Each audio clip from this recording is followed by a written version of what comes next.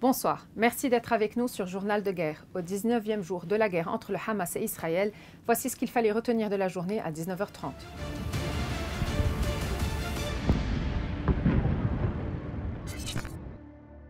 Nous commençons avec la situation à la frontière libano-israélienne.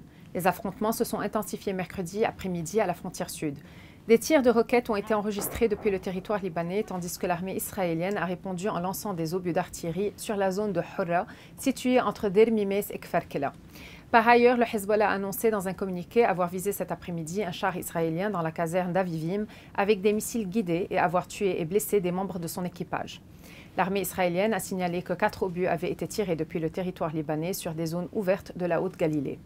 Également, la radio militaire israélienne a indiqué que l'armée israélienne attaquait le territoire libanais en réponse au bombardement de la colonie de Kiryat Shmona. De son côté, la MTV a rapporté que le bombardement israélien a visé une maison dans la ville de Maroun el-Ras, provoquant un incendie à l'intérieur. Il a par ailleurs été signalé qu'un obus fumigène aurait été tiré par l'armée israélienne sur le mur du quartier général de la Finul à Ras al-Naoura et qu'il aurait visé les zones d'El Mshairfa et d'El Laboune avec des bombes au phosphore.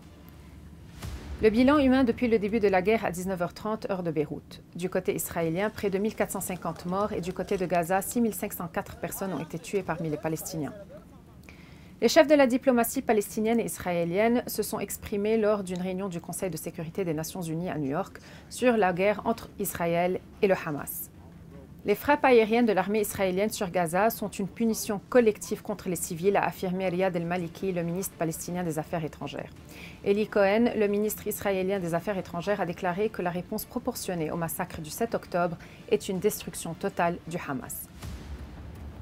Le président français Emmanuel Macron s'est rendu en Égypte après sa visite en Israël. Il a rejeté tout double discours des pays occidentaux, plaidant pour la relance du processus de paix en vue de créer un État palestinien.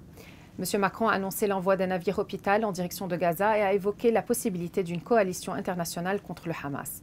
Il a également déclaré que toutes les vies se valent, toutes les victimes méritent la compassion et l'engagement durable pour une paix juste et durable au Proche-Orient, en réponse au roi Abdallah II de Jordanie, qui a accusé l'Occident d'affirmer que les vies palestiniennes valent moins que les vies israéliennes.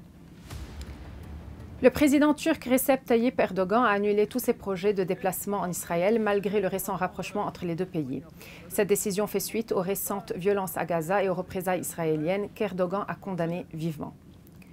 Merci de nous avoir suivis sur Ici Beyrouth. On se retrouve demain pour un autre résumé de la situation. Vous pouvez suivre toute l'actualité concernant cette guerre sur notre site web www.icibeyrouth.com sous la rubrique Guerre Israël-Hamas ainsi que sur tous nos réseaux sociaux.